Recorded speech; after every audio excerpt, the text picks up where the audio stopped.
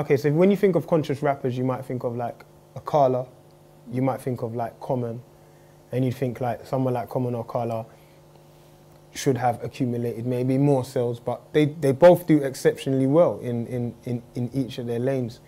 But I think it's just, in general, I think the majority of people just want to have fun. And I think when you listen to something that's very serious, you know, you take it in and you sit down and you listen to it and you're like, man, that's deep. And it's like, I get it, man, I get it, I get it. But when you listen to a club tune, you're like, I just want to go to the club. And it's just two completely different moods. And I think just the majority of people might prefer stuff that's more, I wouldn't even say uplifting, because conscious is still uplifting. Just want to turn up, to be fair.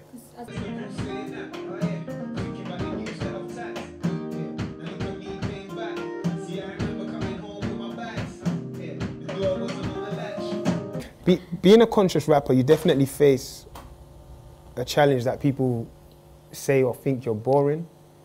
Like, I've noticed that when I make certain records, it's like, even my own friends will say to me, one of my mates, he's so close to me, he'll be like, oh, bro, just stop preaching, man. If they want to hear that, man, they'll buy a book.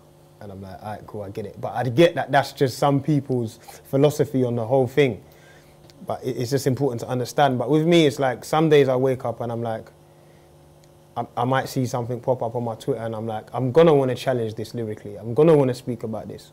But some days I'm been in a club and then gone home and haven't slept and then gone to a studio session and all I can think about is how sick last night was. So I'm going to make a record that reflects that. With me, it's just, the art is a reflection of my life.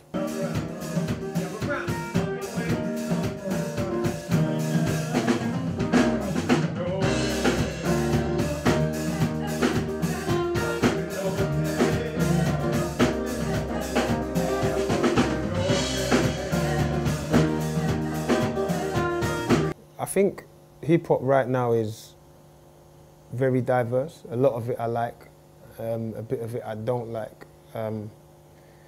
It's interesting how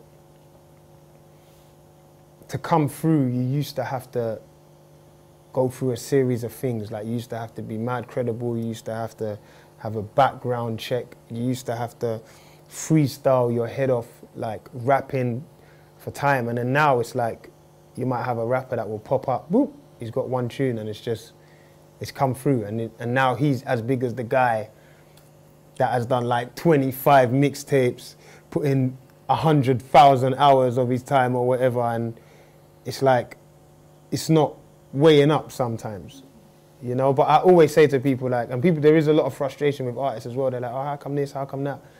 I just say, look, man, if it comes in quick, it might go quicker. But the longer it takes to get in, the longer you're gonna appreciate staying in, you know, and the longer you're gonna be there in the long run. Like, if it just lands on your lap, you might just push it off, you know.